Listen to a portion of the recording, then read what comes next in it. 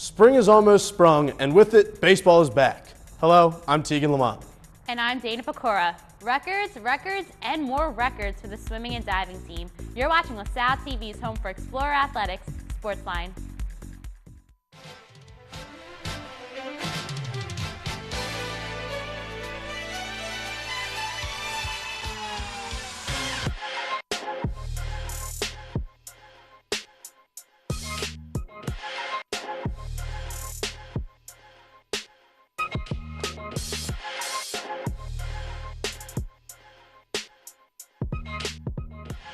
Welcome to SportsLine. Women's basketball had yet another rough week, but the men showed a little spark. And later, Kevin Cook and our very own Steven Silvestro will hit the desk to talk a little A10 championship action. But first, let's take a look at our SportsLine top 3. Tegan's laugh's going to be our music to this one. Number 1, the diving team saw much success this weekend at the A10 championships in Geneva, Ohio. Senior diver Dylan Urasitz was named A10 Diver of the Year after an incredible performance at the championships. Urasitz won the 1-meter dive and set a new conference record with a score of 348.45 points. He also took gold in the 3-meter dive with 364.7 points, which set a new school record. Coach Steve Cutruff was named A10 Diving Coach of the Year. Cutruff coached Urasitz to his 2 golds and also coached sophomore Blake Griffith to a bronze medal in the 1-meter dive. He also coached senior Sydney Zopo to a 4th place finish in the 3-meter dive. Urasitz and Zopo have both qualified for the NCAA Zone A Diving Championships, which start early in March.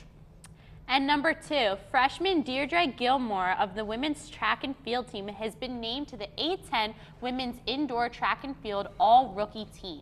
At the A10 Championships, Gilmore earned the fastest 5,000-meter time by a rookie in the A10 Conference this season.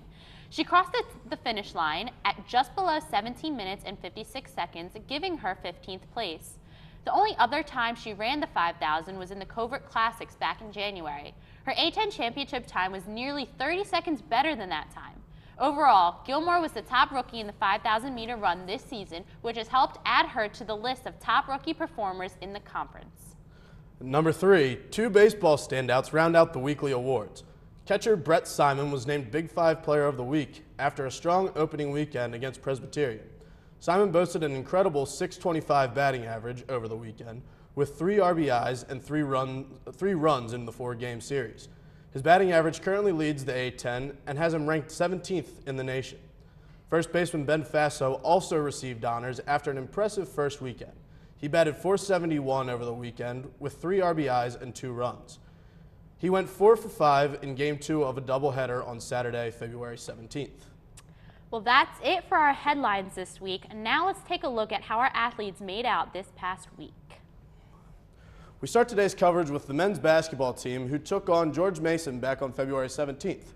Steve Silvestro was there and has the coverage. On Saturday, February 17th, LaSalle men's basketball team took on A10 rival George Mason. The Explorers entered the game in the midst of a 3-game losing streak, while the Patriots were on a 2-game winning streak. The teams exchanged shots early until George Mason went on a 21-9 run. The Patriots kept that lead and extended it to as many as 16 points in the first half. Explorers would not stop fighting as Tony Washington hit a layup at the buzzer to narrow the lead to 13 at half. George Mason scored 45 points in the first half and was led by Justin Keir, who shot 7 for 8 with 14 points in the half. The Explorers came out hot in the second half with a strong offense and an even stronger defense. In the first 7 minutes of the half, LaSalle outscored George Mason 14-3. The Explorers' defense in the second half was an immovable object, giving up only 17 points in 20 minutes, and forced the Patriots to shoot only 20% from the floor. The Explorers were led by senior Tony Washington, who had career highs with 20 points and 14 rebounds. With the huge second half, in which they outscored George Mason 37-17, the comeback was complete as the Explorers won 69-62. For SportsLine, I'm Steven Silvestro. The Explorers really found themselves defensively in the second half of this game. Now let's take a look at their exciting game against Rhode Island. Isaiah Clark has the coverage. Tuesday night, LaSalle battled 18th-ranked Rhode Island in a competitive A10 matchup. LaSalle came out guns blazing, taking a 30-18 lead, until Rhode Island rallied to take the lead with 3 minutes left in the first half. Both teams then traded baskets for the remainder of the half, with Rhode Island barely edging out LaSalle at halftime with a score of 39-37.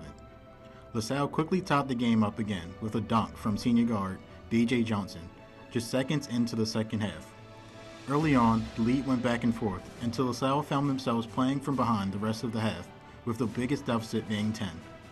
LaSalle continued to battle, cutting Rhode Island's lead to just 2 points several times before Rhode Island was able to pull away again. With just 6 seconds left on the clock, the Explorers were down 81-78 when junior guard Pookie Powell was fouled and sent to the line.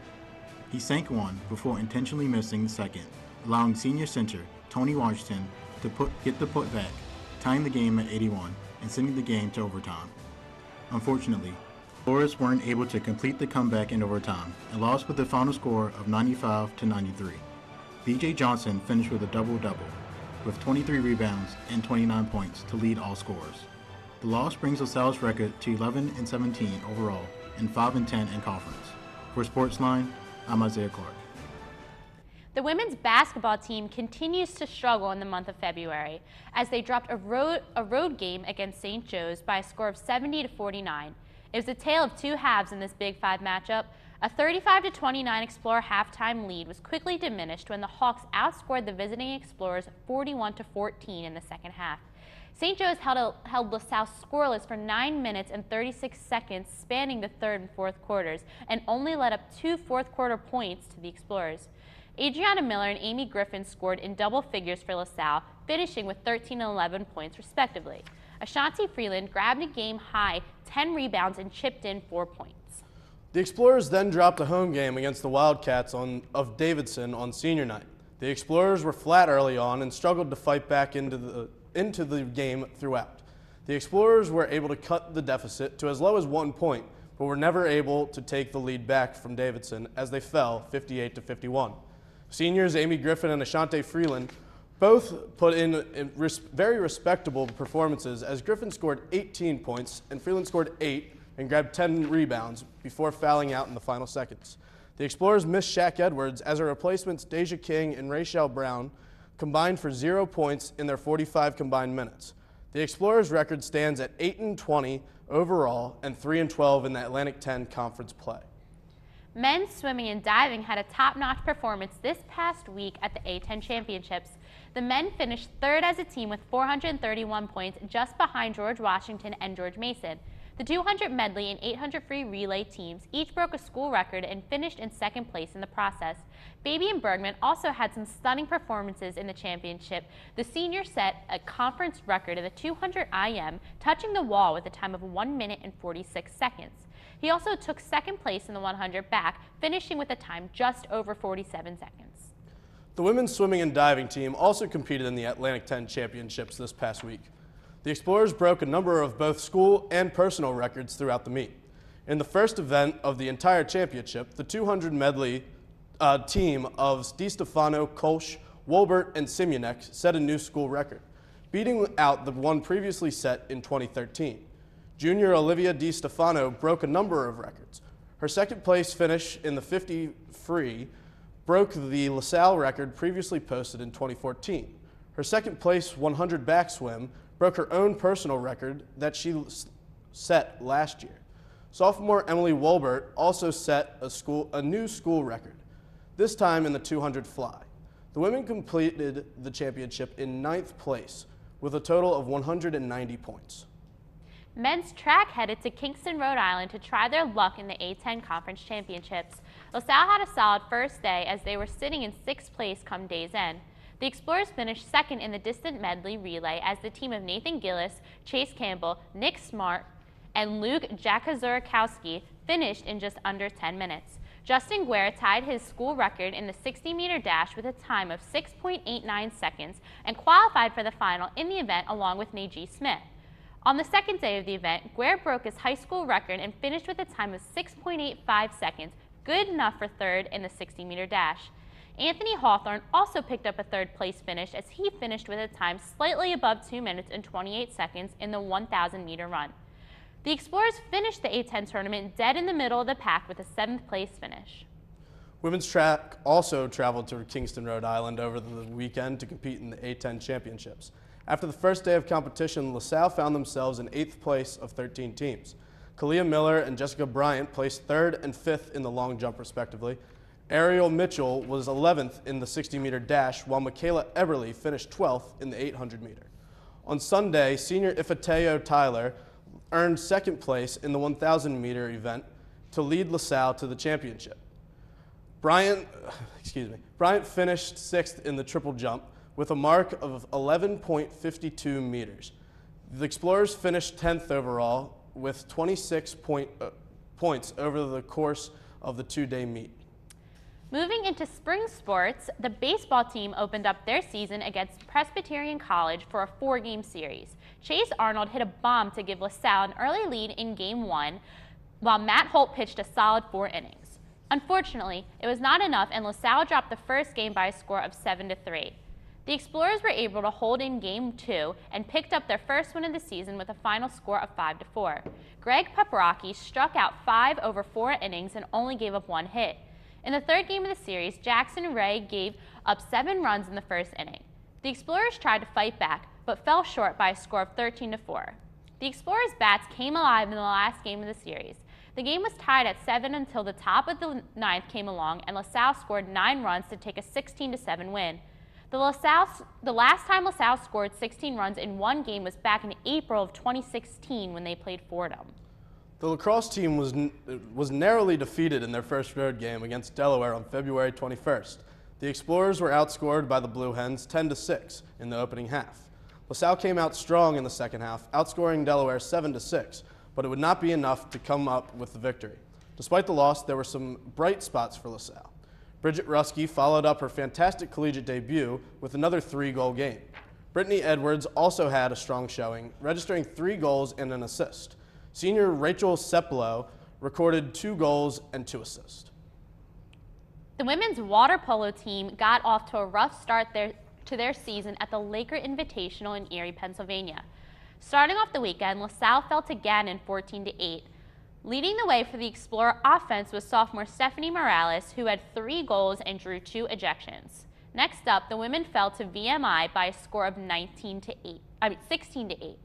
While scoring was divided up fairly evenly among teammates, sophomore goalie Jenny Fermate managed 5 saves in net to go along with a steal.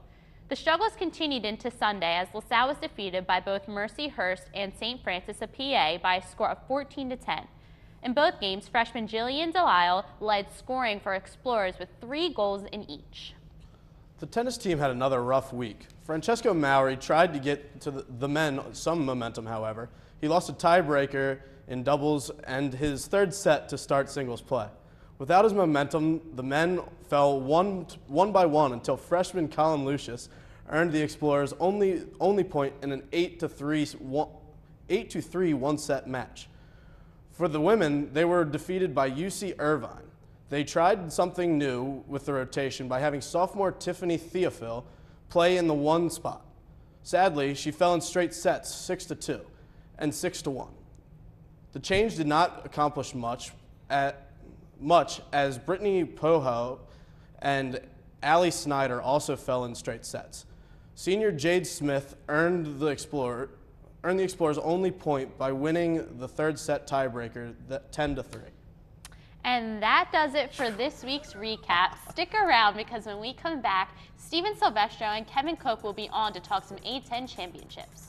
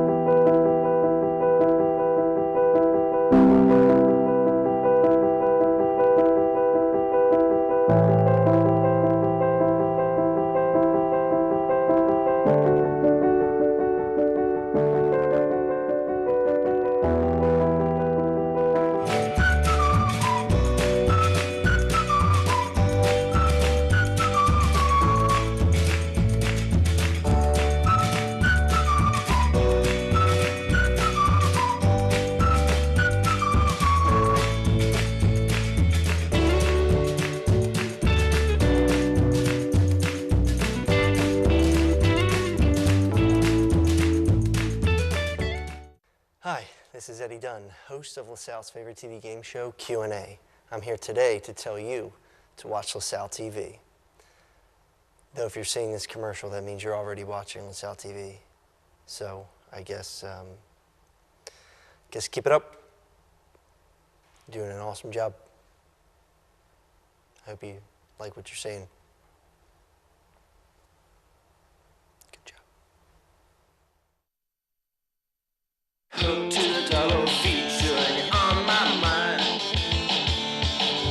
Return of the creature that crawled up from the subway line. You're always keeping me waiting, keeping me waiting for you.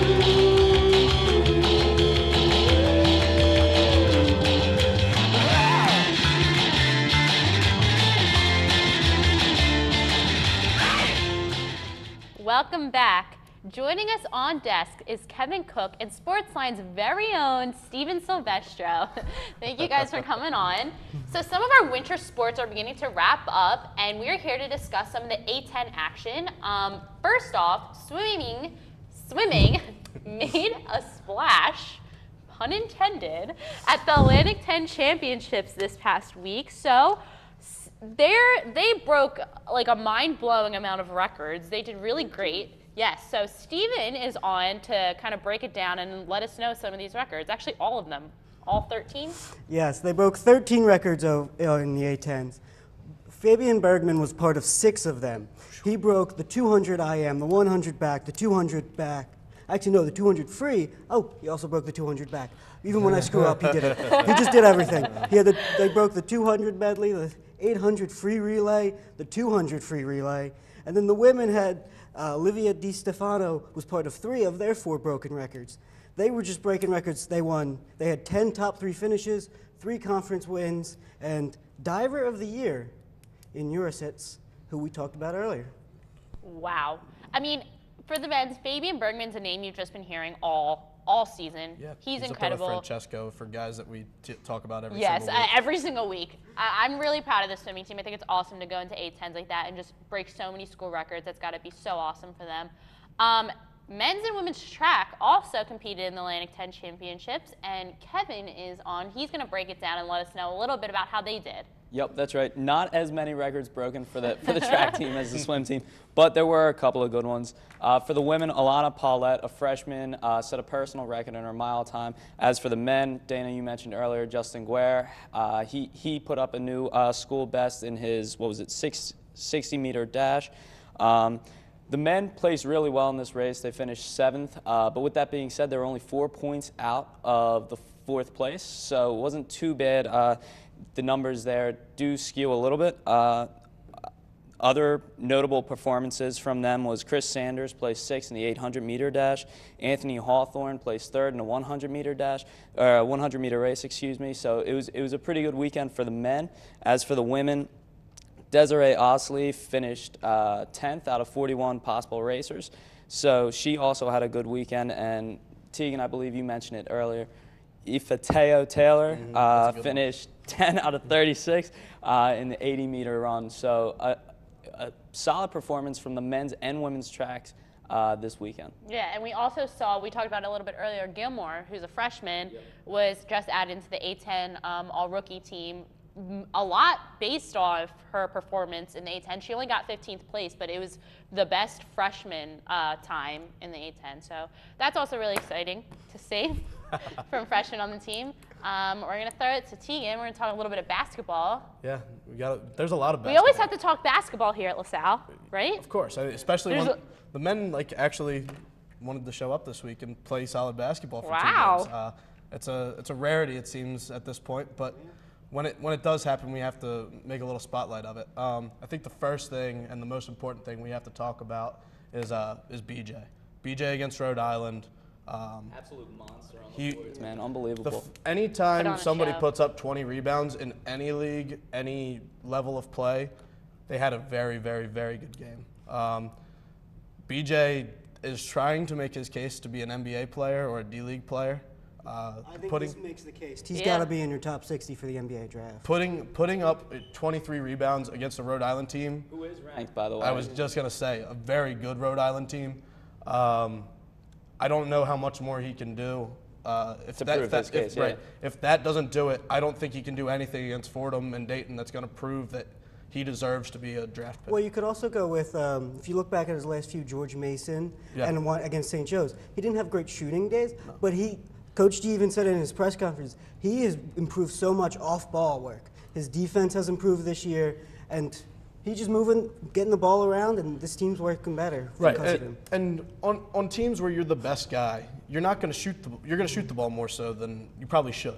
And he's definitely our best guy. I want to go back to the point about rebounding, and I think that this is the reason why they played so well this week. They out-rebounded in both games that they had there. So, you know, they know that they're not as talented of a team as their opponents, but when you're not that talented, you got to do the scrappy plays to keep yourself in those games. And B.J. Johnson did it against Rhode Island, and they did it as a whole unit against, who was it, George Mason, right? Yep. So that's the reason why I believe that they stayed in those games, because they won the 50-50 balls, they got the rebounds, and those extra possessions. Showed a little hustle. And also with that George Mason game, Tony had the best game of his life. And he had the tip in to tie it against Rhode Island. Yeah, he had a fantastic week.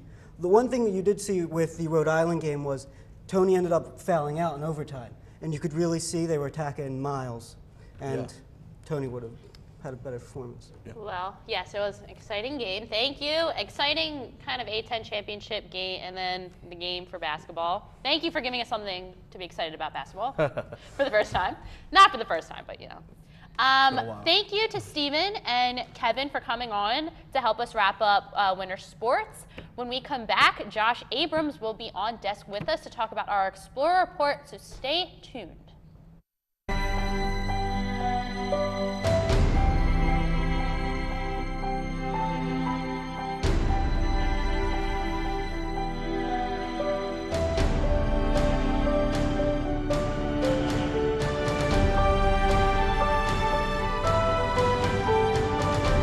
Is learning how to code or make video games and websites.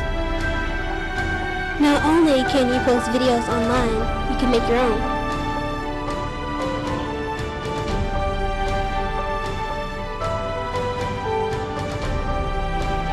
It's learning about leadership.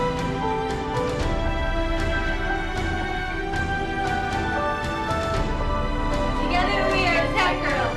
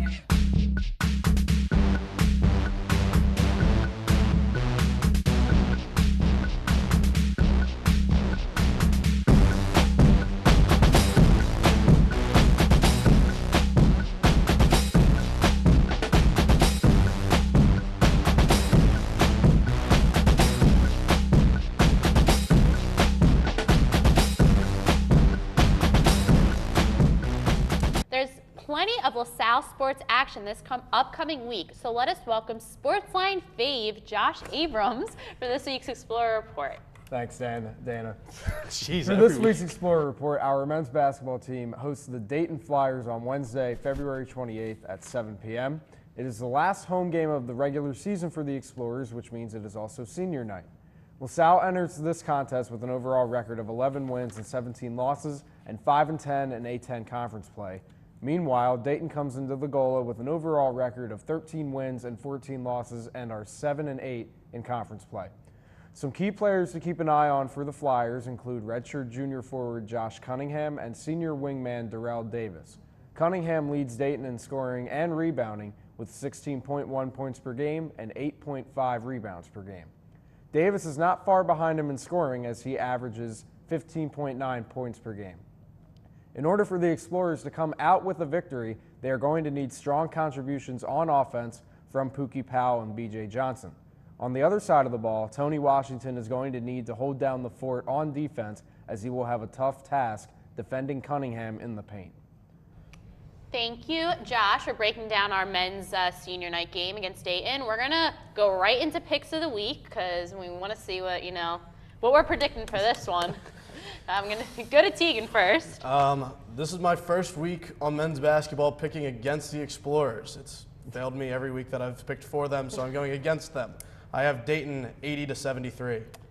And the Explorers have rid me of all my hope of them winning. So I'm going to go with Dayton 81-74 as well. And I'm going to be the outcast here and choose our LaSalle Explorers 65-63. I just think it's going to be a tough matchup, and they are going to come out on top. I'm glad you have some hope. I'm glad you have faith.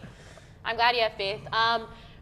This is their senior night. This is a big night for them. You got a lot of guys leaving. You got a lot of guys that are going to want to step up and play big time. You got Pookie, BJ, Amar, Tony. Johnny. Big names for us. Yeah, you've got 5 guys, and 4 of them are It's starters. going to be the start of I think it's going to be the start of a new era when we see Isaiah and Saul get older. the younger it's guys. It's definitely the start of something fresh. The start of something new. Whether we'll see how fresh and good fresh is. So. I like that logic. That just about wraps it up for us this week. If you can't make it out to see the Explorer Report, be sure to tune in next week for our coverage. Keep up with this weekend's other events by visiting goexplorers.com or check out this week's edition of The Collegian. Also, check us out on Facebook at facebook.com/LaSalleTV and on Twitter at SportsLineLTV. We welcome you to send us your thoughts and suggestions there. For Stephen, Isaiah, Kevin, Josh, and our SportsLine team, I'm Tegan Lamont. And I'm Dana Pecora. Thanks for joining, and we'll see you at the game.